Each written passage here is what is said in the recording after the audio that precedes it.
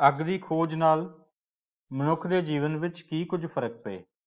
ਵਿਦਿਆਰਥੀਓ, ਜਿਵੇਂ ਕਿ ਤੁਸੀਂ ਸਮਝਿਆ ਕਿ ਉਸਨੇ ਦੋ ਪੱਥਰ ਲਏ, ਦੋਨਾਂ ਪੱਥਰਾਂ ਨੂੰ ਕਿਤੇ ਅਚਾਨਕ ਰਗੜਿਆ। ਜਦੋਂ ਉਸਨੇ ਇਸ ਨੂੰ ਰਗੜਿਆ ਸੀ ਤਾਂ ਅਚਾਨਕ ਅੱਗ ਪੈਦਾ ਹੋ ਗਈ। ਉਸਨੂੰ ਸੋਝੀ ਆ ਗਈ। ਅੱਗ ਦੀ ਗਰਮੈਸ਼ ਤੋਂ ਉਹ ਸਿੱਖ ਗਿਆ ਕਿ ਹੁਣ ਭੋਜਨ ਪਕਾ ਕੇ ਖਾਇਆ ਜਾ ਸਕਦਾ ਹੈ। ਸੋ ਭੋਜਨ ਪਕਾਉਣ ਦੀ ਸੋਝੀ ਉਸਨੂੰ ਅੱਗ ਦੀ ਖੋਜ ਤੋਂ ਬਾਅਦ ਆਈ। ਇਸੇ ਤਰ੍ਹਾਂ ਠੰਡ ਤੋਂ ਬਚਣ ਵਾਸਤੇ ਉਸਨੇ ਅੱਗ ਦੀ ਵਰਤੋਂ ਕੀਤੀ ਅਤੇ ਜੰਗਲੀ ਜਾਨਵਰਾਂ ਤੋਂ ਬਚਾਅ ਲਈ ਵੀ ਉਸਨੇ ਅੱਗ ਦੀ ਵਰਤੋਂ ਕੀਤੀ। ਅੱਗ ਤੋਂ ਜੰਗਲੀ ਜਾਨਵਰ ਡਰਦੇ ਹਨ। ਇਸ ਤਰੀਕੇ ਨਾਲ ਇਹ ਅੱਗ ਨੂੰ ਵੀ ਉਸਨੇ ਇੱਕ ਤਰੀਕੇ ਦੇ ਹਥਿਆਰ ਅਤੇ ਔਜ਼ਾਰ ਵਜੋਂ ਵਰਤ ਲਿਆ। ਵਿਦਿਆਰਥੀਓ, ਤੁਹਾਡੇ ਸਾਹਮਣੇ ਦੋ ਤਸਵੀਰਾਂ ਹਨ ਜਿੱਥੇ ਇੱਕ ਵਿਅਕਤੀ ਬੈਠਾ ਆਦਿ ਮਨੁੱਖ, ਉਸਦੇ ਹੱਥ ਵਿੱਚ ਦੋ ਪੱਥਰ ਹਨ। ਇਹਨਾਂ ਦੋਹਾਂ ਪੱਥਰਾਂ ਨੂੰ ਰਗੜ ਕੇ ਉਸਨੇ ਅੱਗ ਪੈਦਾ ਕੀਤੀ। ਉਸ ਤੋਂ ਬਾਅਦ ਤੁਸੀਂ ਦੂਸਰੀ ਤਸਵੀਰ ਦੇਖ ਰਹੇ ਹੋ ਜਿੱਥੇ ਆਦਿ ਮਨੁੱਖ ਕੁਝ ਬੈਠੇ ਹੋਏ ਹਨ ਅਤੇ ਉਹ ਅੱਗ ਸੇਕ ਰਹੇ ਹਨ ਅਤੇ ਸਰਦੀ ਤੋਂ ਬਚਾਵ ਕਰ ਰਹੇ ਹਨ। ਨਾਲ ਦੀ ਨਾਲ ਹੀ ਇਸ ਤਸਵੀਰ ਦੇ ਵਿੱਚੋਂ ਤੁਸੀਂ ਇਹ ਵੀ ਦੇਖੋ ਕਿ ਇੱਕ ਵਿਅਕਤੀ ਆਪਣੇ ਪਿੱਛੇ ਪਿੱਠ ਦੇ ਉੱਤੇ ਇੱਕ ਮਰਿਆ ਹੋਇਆ ਜਾਨਵਰ ਚੁੱਕ ਕੇ ਲਿਆਇਆ ਹੈ, ਜਿਸ ਨੂੰ ਉਹ ਹੁਣ ਪਕਾ ਕੇ ਖਾਣਗੇ। ਸੋ ਵਿਦਿਆਰਥੀਓ, ਤੁਹਾਨੂੰ ਸਮਝ ਆ ਜਾਣੀ ਚਾਹੀਦੀ ਹੈ ਕਿ ਪਹਿਲੇ ਪਹਿਲ ਮਨੁੱਖ ਨੇ ਅੱਗ ਦੀ ਖੋਜ ਕਿਸ ਤਰੀਕੇ ਨਾਲ ਕੀਤੀ ਸੀ ਤੇ ਅੱਗ ਦੀ ਖੋਜ ਨਾਲ ਉਸਨੇ ਕੀ ਫਾਇਦੇ ਲੈਣੇ ਸ਼ੁਰੂ ਕੀਤੇ ਸਨ। ਇਸੇ ਤਰੀਕੇ ਨਾਲ ਇਸ ਸਮੇਂ ਉਸ ਨੇ ਪਹੀਏ ਦੀ ਵੀ ਖੋਜ ਕੀਤੀ। ਸੋ ਪਹੀਏ ਦੀ ਖੋਜ ਕਿਸ ਤਰ੍ਹਾਂ ਹੋਈ ਹੋਵੇਗੀ, ਪਹੀਏ ਦੀ ਖੋਜ ਨਾਲ ਉਸਨੂੰ ਕੀ ਫਾਇਦੇ ਹੋਏ ਹੋਣਗੇ। ਵਿਦਿਆਰਥੀਓ, ਇਸ ਸਮੇਂ ਇੱਕ ਚਪਟੀ ਵਸਤੂ ਨੂੰ ਚੁੱਕ ਕੇ ਖਿੱਚ ਕੇ ਲੈ ਜਾਣਾ ਨਾਲੋਂ ਇੱਕ ਗੋਲ ਵਸਤੂ ਨੂੰ ਰੇੜ ਕੇ ਇੱਕ ਥਾਂ ਤੇ ਦੂਜੇ ਥਾਂ ਤੇ ਲੈ ਜਾਣਾ ਬੜਾ ਸੌਖਾ ਹੁੰਦਾ ਹੈ। ਸੰਭਵ ਹੈ ਕਿ ਮਨੁੱਖ ਨੇ ਲੱਕੜੀ ਦੇ ਗੱਠੇ ਨੂੰ ਰੇੜ ਕੇ ਇਹ ਗੱਲ ਸਿੱਖ ਲਈ ਹੋਵੇ। ਬਹੁਤ ਪੋਸੀਬਲ ਹੈ ਵਿਦਿਆਰਥੀਓ। ਹੋ ਸਕਦਾ ਹੈ ਕਿ ਕਿਸੇ ਵੇਲੇ ਆਦਿ ਮਨੁੱਖ ਦੇ ਸਾਹਮਣੇ ਕੋਈ ਲੱਕੜੀ ਦਾ ਗੱਠਾ ਹੋਵੇ ਤੇ ਉਸਨੂੰ ਉਸਨੇ ਰੋੜਿਆ ਹੋਵੇ ਤੇ ਜਦੋਂ ਉਸਨੇ ਇਸ ਨੂੰ ਰੇੜਿਆ ਤਾਂ ਉਸ ਦੀ ਗਤੀ ਤੇਜ਼ ਹੋਣ ਤੇ ਉਸਨੂੰ ਸੋਝੀ ਆ ਗਈ ਕਿ ਇਹ ਤਾਂ ਤੇਜ਼ ਚੱਲਦਾ ਹੈ ਤੇ ਉਸਨੂੰ ਪਤਾ ਲੱਗ ਗਿਆ ਕਿ ਉਹ ਹੌਲੀ ਹੌਲੀ ਕਿਸ ਤਰੀਕੇ ਨਾਲ ਦੂਸਰੀਆਂ ਵਸਤੂਆਂ ਨੂੰ ਇੱਕ ਥਾਂ ਤੋਂ ਦੂਜੀ ਥਾਂ ਤੇ ਲਿਜਾ ਸਕੇਗਾ। ਸੋ ਲੱਕੜੀ ਦੇ ਗੋਲ ਗੱਠਿਆਂ ਨੂੰ ਉਸਨੇ ਪਹੀਏ ਦੇ ਰੂਪ ਵਿੱਚ ਵਰਤ ਕਰ ਲਿਆ। ਸੋ ਇਸ ਤਰ੍ਹਾਂ ਜਦੋਂ ਲੱਕੜੀ ਦੇ ਗੋਲ ਗੱਠਿਆਂ ਦੀ ਪਹੀਏ ਦੇ ਰੂਪ ਵਿੱਚ ਵਰਤੋਂ ਸੰਭਵ ਹੋਈ ਤਾਂ ਫਿਰ ਇਹੀ ਕਦਮ ਮਨੁੱਖ ਦਾ ਮਸ਼ੀਨੀ ਯੁੱਗ ਦੀ ਦਿਸ਼ਾ ਵਿੱਚ ਪਹਿਲਾ ਕਦਮ ਸੀ। ਸੋ ਬਹੁਤ ਹੀ ਮਹੱਤਵਪੂਰਨ ਗੱਲ ਹੈ ਵਿਦਿਆਰਥੀਓ ਕਿ ਪਹੀਏ ਦੀ ਖੋਜ ਮਨੁੱਖ ਦਾ ਮਸ਼ੀਨੀ ਯੁੱਗ ਵਿੱਚ ਪਹਿਲਾ ਕਦਮ ਸੀ। ਇਸ ਨਾਲ ਵਿਕਾਸ ਦੀ ਗਤੀ ਆਸਾਨ ਹੋ ਗਈ ਅਤੇ ਪਹਿਲਾਂ ਨਾਲੋਂ ਹੋਰ ਵੀ ਤੇਜ਼ ਹੋ ਗਈ। ਸੋ ਇਹ ਗੱਲਾਂ ਤੁਸੀਂ ਯਾਦ ਰੱਖਣੀਆਂ ਹਨ ਕਿ ਅੱਗ ਦੀ ਖੋਜ ਤੇ ਪਹੀਏ ਦੀ ਖੋਜ ਕੀ ਸੀ, ਉਸ ਦਾ ਕੀ ਪ੍ਰਭਾਵ ਸੀ। ਸੋ ਇਸ ਨਵਾਂ ਪੱਥਰ ਯੁੱਗ ਜਿੱਥੇ ਮਨੁੱਖ ਇੱਕ ਉਤਪਾਦਕ ਦੇ ਰੂਪ ਵਿੱਚ ਆਇਆ। ਵਿਦਿਆਰਥੀਓ, ਇਸ ਯੁੱਗ ਦਾ ਮਨੁੱਖ ਪਹਿਲਾਂ ਨਾਲੋਂ ਬਹੁਤ ਸਿਆਣਾ ਹੋ ਗਿਆ ਸੀ। ਇਹ ਇੱਕ ਨਵੀਂ ਸਭਿਅਤਾ ਦਾ ਆਰੰਭ ਸੀ। ਇਹ ਪੱਥਰ ਯੁੱਗ ਦਾ ਤੀਸਰਾ ਅਤੇ ਅੰਤਮ ਯੁੱਗ ਸੀ। ਇਸ ਯੁੱਗ ਦੀਆਂ ਵਿਸ਼ੇਸ਼ਤਾਵਾਂ ਅੱਗੇ ਦੱਸੀਆਂ ਹੋਈਆਂ ਹਨ। ਮਨੁੱਖ ਨੇ ਅਨਾਜ ਉਗਾਉਣਾ ਅਤੇ ਉਸ ਨੂੰ ਪਕਾਉਣਾ ਸਿੱਖ ਲਿਆ ਸੀ। ਮਨੁੱਖ ਨੇ ਵੇਖਿਆ ਹੋਵੇਗਾ ਕਿ ਅਨਾਜ ਦੇ ਇਹ ਦਾਣੇ ਜੋ ਭੂਮੀ ਤੇ ਸੁੱਟੇ ਜਾਂਦੇ ਹਨ, ਉਹਨਾਂ ਤੋਂ ਨਵੇਂ ਪੌਦੇ ਉੱਗ ਆਉਂਦੇ ਸਨ ਤੇ ਫਿਰ ਉਸ ਤੋਂ ਅਨਾਜ ਪ੍ਰਾਪਤ ਹੁੰਦਾ ਸੀ। ਉਸਨੇ ਹੌਲੀ ਹੌਲੀ ਇਹ ਵੀ ਸਿੱਖਿਆ ਕਿ ਕਦੋਂ ਬੀਜ ਮਿੱਟੀ ਵਿੱਚ ਜਲਦੀ ਤੇ ਵਧੀਆ ਪੈਦਾਵਾਰ ਲਈ ਬੀਜਣੇ ਚਾਹੀਦੇ ਹਨ। ਭੂਮੀ ਅਤੇ ਅਜਿਹੀਆਂ ਹੋਰ ਚੀਜ਼ਾਂ ਨੂੰ ਖੇਤੀ ਲਈ ਕਿਵੇਂ ਤਿਆਰ ਕੀਤਾ ਜਾਂਦਾ ਹੈ। ਇਹ ਖੇਤੀਬਾੜੀ ਤੇ ਮਨੁੱਖੀ ਜੀਵਨ ਵਿੱਚ ਸਭਿਅਤਾ ਦਾ ਆਰੰਭ ਸੀ। ਵਿਦਿਆਰਥੀਓ, ਤੁਸੀਂ ਇਸ ਗੱਲ ਨੂੰ ਚੰਗੀ ਤਰ੍ਹਾਂ ਯਾਦ ਰੱਖਣਾ ਹੈ ਕਿ ਜਦੋਂ ਉਸ ਨੂੰ ਅਨਾਜ ਦੇ ਦਾਣੇ ਉਗਾਉਣੇ ਆਏ, ਜਦੋਂ ਉਸ ਨੂੰ ਖੇਤੀ ਦੀ ਸੋਝੀ ਆਈ, ਤਾਂ ਫਿਰ ਇਹ ਖੇਤੀਬਾੜੀ ਤੇ ਮਨੁੱਖੀ ਜੀਵਨ ਵਿੱਚ ਸਭਿਅਤਾ ਦਾ ਆਰੰਭ ਸੀ। ਇਸ ਸਮੇਂ ਤੱਕ ਪੱਥਰ ਯੁੱਗ ਦਾ ਤੀਸਰਾ ਅਤੇ ਅੰਤਮ ਯੁੱਗ ਆਰੰਭ ਹੋ ਚੁੱਕਿਆ ਸੀ। ਇਸ ਨੂੰ ਅਸੀਂ ਕੀ ਆਖਦੇ ਹਾਂ? ਬਿਲਕੁਲ ਠੀਕ, ਇਸ ਨੂੰ ਅਸੀਂ ਨਵਾਂ ਪੱਥਰ ਯੁੱਗ ਕਹਿੰਦੇ ਹਾਂ। ਵਿਦਿਆਰਥੀਓ, ਇੱਥੇ ਇੱਕ ਆਪ ਦੀ ਜਾਣਕਾਰੀ ਲਈ ਦੱਸਾਂ ਕਿ ਸਭ ਤੋਂ ਪਹਿਲਾਂ ਇੱਕ ਇਲਾਕੇ ਵਿੱਚ ਜੋ ਪੌਦੇ ਆਪਣੇ ਆਪ ਉੱਗੇ ਸਨ, ਉਹਨਾਂ ਨੂੰ ਹੀ ਉਗਾਇਆ ਗਿਆ। ਏਸ਼ੀਆ ਦੇ ਨੇੜੇ ਕਣਕ ਅਤੇ ਹੋਰ ਅਨਾਜ ਆਪਣੇ ਆਪ ਉੱਗੇ ਸਨ। ਭਾਰਤ, ਚੀਨ ਅਤੇ ਦੱਖਣੀ ਏਸ਼ੀਆ ਵਿੱਚ ਚਾਵਲ ਦੀ ਪੈਦਾਵਾਰ 5000 ਈਸਵੀ ਪੂਰਵ ਤੋਂ ਸ਼ੁਰੂ ਹੋਈ ਅਤੇ ਇਹ ਛੇਤੀ ਹੀ ਇੱਕ ਮੁੱਖ ਫਸਲ ਬਣ ਗਈ ਸੀ। ਸੋ ਇਹ ਵਿਦਿਆਰਥੀਓ, ਅਨਾਜ ਦੇ ਉਗਾਉਣਾ ਤੇ ਉਹਨੂੰ ਪਕਾਉਣਾ ਇਸ ਯੁੱਗ ਵਿੱਚ ਉਸ ਨੇ ਸਿੱਖ ਲਿਆ ਸੀ। ਇਸ ਦੇ ਨਾਲ ਹੀ ਹੁਣ ਤੱਕ ਮਨੁੱਖ ਝੌਂਪੜੀਆਂ ਵਿੱਚ ਰਹਿੰਦਾ ਸੀ। ਉਸ ਨੇ ਔਜ਼ਾਰ ਪਹਿਲਾਂ ਨਾਲੋਂ ਜ਼ਿਆਦਾ ਵਧੀਆ ਬਣਾ ਲਏ ਸਨ, ਜੋ ਪਹਿਲਾਂ ਨਾਲੋਂ ਤੇਜ਼ ਅਤੇ ਹਲਕੇ ਸਨ, ਤੇ ਇਹਨਾਂ ਦੀ ਸਮਰੱਥਾ ਵੀ ਪਹਿਲਾਂ ਨਾਲੋਂ ਜ਼ਿਆਦਾ ਸੀ।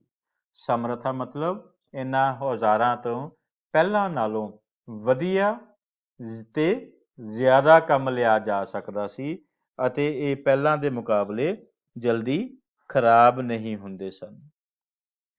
ਇਸੇ ਸਮੇਂ ਮਨੁੱਖ ਨੇ ਭੋਜਨ ਪਕਾਉਣ ਤੇ ਭੋਜਨ ਨੂੰ ਸੰਭਾਲਣ ਲਈ ਬਰਤਨ ਬਣਾਉਣੇ ਸਿੱਖ ਲਏ ਸਨ ਕਿ ਬਰਤਨਾਂ ਦੇ ਵਿੱਚ ਉਸਨੇ ਭੋਜਨ ਨੂੰ ਰੱਖਣਾ ਸਿੱਖ ਲਿਆ ਸੀ। ਸ਼ੁਰੂ ਵਿੱਚ ਇਹ ਬਰਤਨ ਹੱਥ ਨਾਲ ਬਣਾ ਕੇ ਧੁੱਪ ਵਿੱਚ ਸੁਕਾਏ ਜਾਂਦੇ ਸਨ। ਫਿਰ ਉਸ ਤੋਂ ਬਾਅਦ ਵਿੱਚ ਮਨੁੱਖ ਨੇ ਚੱਕ ਤੇ ਬਰਤਨ ਬਣਾ ਕੇ ਉਹਨਾਂ ਨੂੰ ਭੱਠੀ ਵਿੱਚ ਪਕਾਉਣਾ ਸਿੱਖ ਲਿਆ ਸੀ। ਸੋ ਇਹ ਸਾਰਾ ਸੋਝਾਂ ਜਿਹੜੀਆਂ ਸੀ ਇਨਸਾਨ ਨੂੰ ਹੌਲੀ ਹੌਲੀ ਆਈਆਂ ਕਿ ਕਿਸ ਤਰੀਕੇ ਨਾਲ ਉਸ ਨੇ ਆਪਣੇ ਜੀਵਨ ਵਿੱਚ ਤਰੱਕੀ ਹਾਸਲ ਕੀਤੀ, ਕਿਸ ਤਰੀਕੇ ਨਾਲ ਉਸ ਨੂੰ ਪਤਾ ਲੱਗਿਆ ਕਿ ਕਿਸ ਤਰ੍ਹਾਂ ਮੈਂ ਕੁਝ ਖਾਣਾ ਹੈ, ਕਿਸ ਤਰ੍ਹਾਂ ਮੈਂ ਕੁਝ ਬਣਾਉਣਾ ਹੈ ਤੇ ਕਿਸ ਤਰ੍ਹਾਂ ਅਨਾਜ ਪੈਦਾ ਕਰਨਾ ਹੈ ਤੇ ਕਿੱਥੇ ਝੌਂਪੜੀ ਬਣਾਉਣੀ ਹੈ, ਕਿੱਥੇ ਰਹਿਣਾ ਹੈ। ਆਓ ਅੱਗੇ ਹੋਰ ਅਧਿਐਨ ਕਰੀਏ। ਜਦੋਂ ਮਨੁੱਖ ਇੱਕ ਕਲਾਕਾਰ ਦੇ ਰੂਪ ਵਿੱਚ ਸਾਡੇ ਸਾਹਮਣੇ ਆਇਆ, ਵਿਦਿਆਰਥੀਓ, ਮਨੁੱਖ ਨੇ ਜਿੱਥੇ ਕਿਤੇ ਉਹ ਰਹਿੰਦਾ ਸੀ ਉੱਥੇ ਬਰਤਨ ਪਕਾਉਣਾ ਸਿੱਖਣਾ ਤੋਂ ਇਲਾਵਾ ਉਹਨਾਂ ਗੁਫਾਵਾਂ, ਪੱਥਰ ਤੇ ਵਿਸ਼ਰਾਮ ਘਰਾਂ ਦੀਆਂ ਦੀਵਾਰਾਂ ਉੱਤੇ ਵੀ ਚਿੱਤਰ ਬਣਾਏ। ਉੱਥੇ ਉਸਨੇ ਆਪਣੀ ਕਲਾ ਦਾ ਪ੍ਰਦਰਸ਼ਨ ਕੀਤਾ। ਇਹਨਾਂ ਚਿੱਤਰਾਂ ਵਿੱਚ ਮਨੁੱਖਾਂ, ਜਾਨਵਰਾਂ ਅਤੇ ਸ਼ਿਕਾਰ ਦੇ ਦ੍ਰਿਸ਼ਾਂ ਦੇ ਚਿੱਤਰ ਮਿਲਦੇ ਹਨ।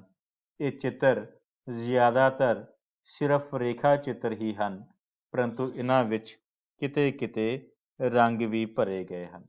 ਵਿਦਿਆਰਥੀਓ, ਤੁਹਾਡੇ ਸਾਹਮਣੇ ਇਹ ਕੁਝ ਚਿੱਤਰ ਹਨ। ਤੁਸੀਂ ਇਹਨਾਂ ਚਿੱਤਰਾਂ ਨੂੰ ਥੋੜ੍ਹਾ ਧਿਆਨ ਨਾਲ ਦੇਖੋ।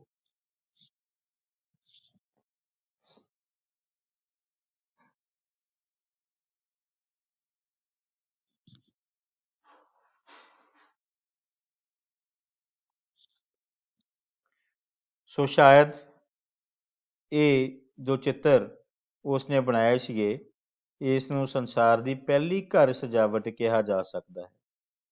ਉਸਨੇ ਨੁਕੀਲੇ ਪੱਥਰਾਂ ਤੇ ਰੰਗਾਂ ਦੀ ਸਹਾਇਤਾ ਦੇ ਨਾਲ ਇਹ ਸੋਹਣੇ ਸੋਹਣੇ ਚਿੱਤਰ ਪ੍ਰਦਰਸ਼ਿਤ ਕੀਤੇ।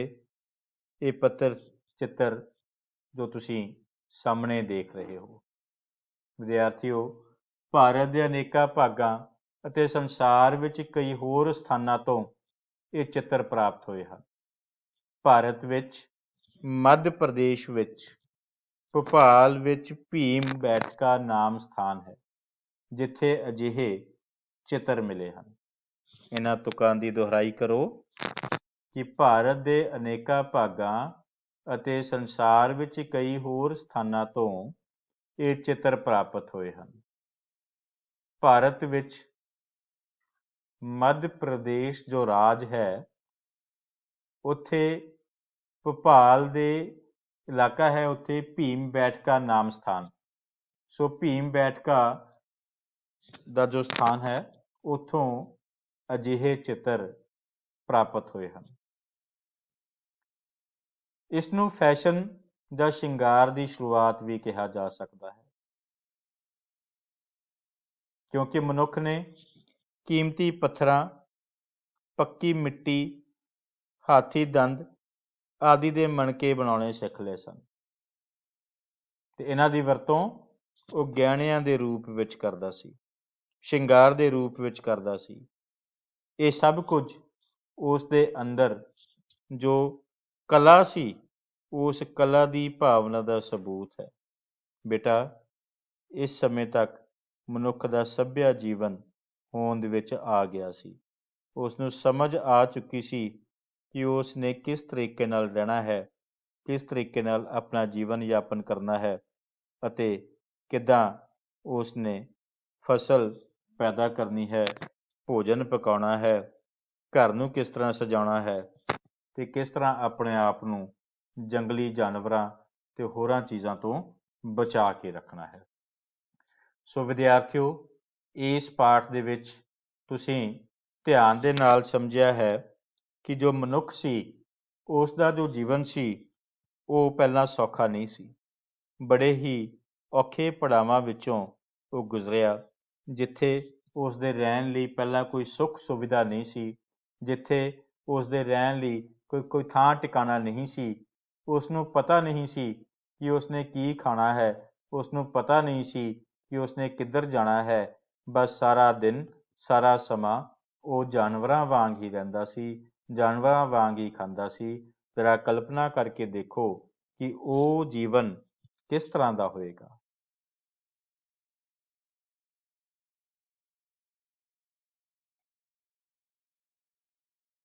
ਤੁਹਾਡੇ ਚਿਹਰਿਆਂ ਉੱਤੇ ਹੈਰਾਨੀ ਦੇ ਭਾਵ ਆ ਗਏ, ਤੁਹਾਡੇ ਮਨ ਦੇ ਵਿੱਚ ਇੱਕ ਹਲਕੀ ਜਿਹੀ ਮੁਸਕਰਾਹਟ ਵੀ ਆਈ ਜੋ ਕਿ ਹੈਰਾਨੀ ਨਾਲ ਭਰੀ ਹੋਈ ਸੀ। ਵਿਦਿਆਰਥੀਓ, ਤੁਸੀਂ ਆਪਣੀ ਜਗ੍ਹਾ ਬਿਲਕੁਲ ਠੀਕ ਹੋ, ਤੁਹਾਡੀ ਸੋਚ ਬਿਲਕੁਲ ਠੀਕ ਹੈ। ਸ਼ਾਇਦ ਤੁਹਾਨੂੰ ਯਕੀਨ ਨਹੀਂ ਆਉਂਦਾ ਹੋਵੇਗਾ ਕਿ ਵਾਕਈ ਮਨੁੱਖ ਇਸ ਤਰ੍ਹਾਂ ਦੇ ਪੜਾਅ ਦੇ ਵਿੱਚੋਂ ਕਦੇ ਨਿਕਲਿਆ ਹੋਵੇਗਾ। ਤੁਸੀਂ ਬਿਲਕੁਲ ਠੀਕ ਹੋ, ਲੇਕਿਨ ਵਿਦਿਆਰਥੀਓ, ਮਨੁੱਖ ਦੀ ਸੋਝੀ ਨੇ ਕੰਮ ਕੀਤਾ। ਉਸ ਦੇ ਅੰਦਰ ਜੋ ਭਾਵ ਜਜ਼ਬਾਤ ਸਨ, ਉਸ ਨੇ ਬੜੇ ਹੀ ਸਿਆਣਪਤਾ ਦੇ ਨਾਲ ਵਰਤੋਂ ਕੀਤੀ ਤੇ ਫਿਰ ਹੌਲੀ ਹੌਲੀ ਜੀਵਨ ਦੇ ਵਿੱਚ ਅੱਗੇ ਅੱਗੇ ਵਧਦੇ ਤਰੱਕੀ ਹਾਸਲ ਕੀਤੀ। ਆਓ ਅਭਿਆਸ ਲਈ ਕੁਝ ਪ੍ਰਸ਼ਨ ਦੇਖੀਏ। ਖਾਲੀ ਥਾਵਾਂ ਭਰੋ।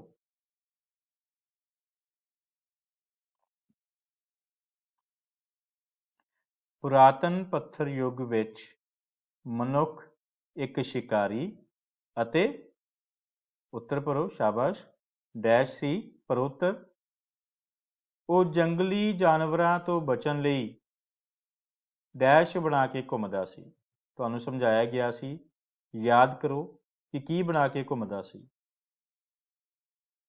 ਮਨੁੱਖ ਨੇ ਅੱਗ ਦੀ ਖੋਜ ਡੈਸ਼ ਪੱਥਰ ਯੁੱਗ ਵਿੱਚ ਕੀਤੀ।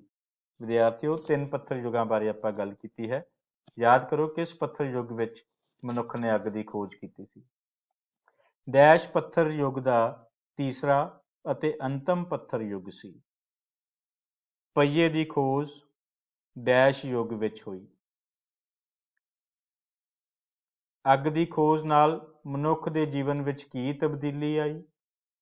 ਭਾਰਤ ਦੇ ਕਿਸ ਰਾਜ ਅਤੇ ਕਿਸ ਸਥਾਨ ਉੱਪਰ ਪੱਥਰ ਚਿੱਤਰ ਮਿਲੇ ਹਨ? ਕਿਸ ਪੱਥਰ ਯੁੱਗ ਨੂੰ ਸ਼ਿੰਗਾਰ ਜਾਂ ਫੈਸ਼ਨ ਦੀ ਸ਼ੁਰੂਆਤ ਆਖ ਸਕਦੇ ਹਾਂ? ਸੋ ਇਹ ਪਾਠ ਤੁਸੀਂ ਪੜ੍ਹ ਲਿਆ ਹੈ, ਚੰਗੀ ਤਰ੍ਹਾਂ ਇਸ ਦਾ ਅਧਿਐਨ ਕਰ ਲਿਆ ਹੈ। ਵਿਦਿਆਰਥੀਓ, ਮੈਨੂੰ ਯਕੀਨ ਹੈ ਕਿ ਤੁਸੀਂ ਸਾਰੀਆਂ ਮਹੱਤਵਪੂਰਨ ਗੱਲਾਂ ਨੂੰ ਆਪਣੀ ਕਾਪੀ ਉੱਤੇ ਨੋਟ ਕਰ ਲਿਆ ਹੋਵੇਗਾ ਅਤੇ ਹੁਣ ਤੁਸੀਂ ਇਸ ਦੀ ਸਹੀ ਤਰੀਕੇ ਨਾਲ ਪੂਰੀ ਦੁਹਰਾਈ ਕਰੋਗੇ ਅਤੇ ਜੋ ਵੀ ਪ੍ਰਸ਼ਨ ਪੁੱਛੇ ਗਏ ਹਨ, ਉਹਨਾਂ ਪ੍ਰਸ਼ਨਾਂ ਦੇ ਉੱਤਰ ਵੀ ਲੱਭਣ ਦੀ ਕੋਸ਼ਿਸ਼ ਕਰੋਗੇ। ਬਹੁਤ ਬਹੁਤ ਧੰਨਵਾਦ।